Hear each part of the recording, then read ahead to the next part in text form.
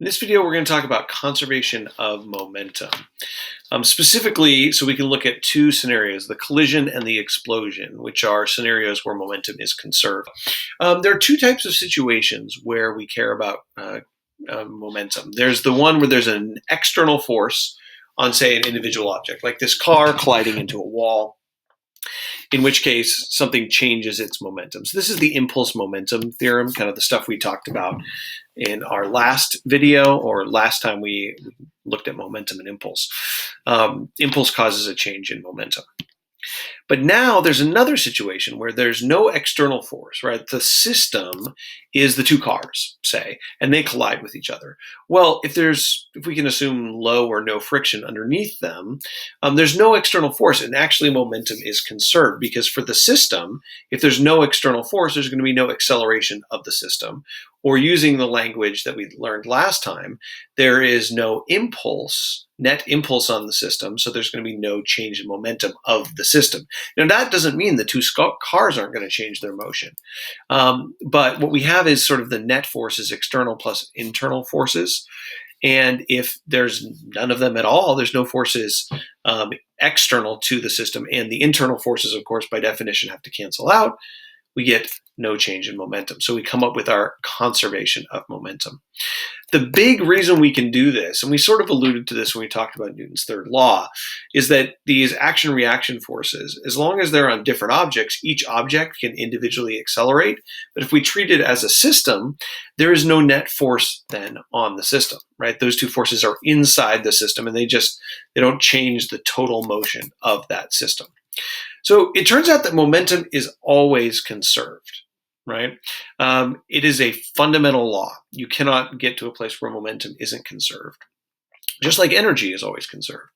But sometimes we see things where it looks like it doesn't, right? You drop a ball, it speeds up, and then it crashes into the earth and it stops.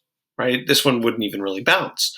Momentum is zero at the end, but it had some right before the collision. How is this possible? Well, the reason is we're just treating the object as the system. And so then the force of gravity and the force from the table or ground on this ball are both going to be external to it. And so we can have a net force. But if we put Earth inside the system, so if the system is an object falling toward Earth and you include the Earth, well then all the forces, even the force of gravity, are actually internal to the system. And we can say that there's no net external force, so there's no change in momentum of the system, even though both the rock and the earth would have some change in momentum, right? So that's kind of the big extreme version of this. If we go back to our two cars colliding, it's pretty easy to apply. But if we're talking about a ball falling and hitting the ground, it's harder to apply because including the earth is not always helpful. So it's easier to treat the ball falling as an impulse momentum problem and the two cars colliding as a conservation of momentum problem, even though both are true and acceptable. So is momentum conserved in this crash? If a car skids to rest? No. So the difference between these is in one case, the force that is changing the motion is external, and there's a net force on it, whereas with the two cars, it's internal, and that adds up to zero. If you were running on a board on a frictionless floor, this is kind of a weird one, but the easier way to think about this is if you were to stand on something that can float, like a raft, and you were to run that way, and the thing moves that way, or even think about standing on something like a skateboard, right? Something with wheels that moves really easily. If you take a step to the right, it'll slide behind you to the left. And so the net motion of the whole system is zero. So momentum is conserved even if energy, mechanical energy, is not. Even if non-conservative forces act, right? Those two cars colliding, that's not going to be conservative force. It's not like it was a spring or gravitational force between them. And it's very useful for that because in collisions and explosions, there's always a force that is non-conservative. So here's our example. If you have two carts at rest and they explode, so now you can imagine the little carts that I used to demo on the table. And if you were to put a little spring-loaded thing in there, if you press it, it pops out and it pushes them apart. If we treat the system as both carts, the momentum before the explosion is mass of the whole system times zero velocity. Then after, we could say, is momentum conserved? Well, yes, it should be. No external forces act. So what actually happens to the carts? One moves to the right, one moves to the left, right? And so that looks like this. What are their final velocities? Well, if, say, one of them is moving at 6 meters per second, we could say the momentum is conserved. And we can say the momentum of car 1 plus car 2 at the beginning equals the momentum of car 1 plus car 2 at the end. We're using this prime symbol for final, just an accent. There's zero momentum at the beginning, and both of the carts actually had zero momentum. Then at the end, we can solve for cart 1's velocity by plugging in the masses and cart 2's final velocity. And so we get a negative momentum on one side and a positive momentum on the other. We could do another example that's a little bit stranger, but if you were to say drop an object onto a cart that was moving, what's going to happen? Well, it turns out that the cart will slow down. And the reason for this is a conservation of momentum problem, at least in the x direction. In the y direction, the block is falling down and then is stopped by the cart. But that is perpendicular to the motion across the thing, so we don't really have to worry too much about that. At the end, it should be moving at a different speed. So how do we figure this out? Well, m1 v1 plus m2 v2. And again, this is just in the x direction.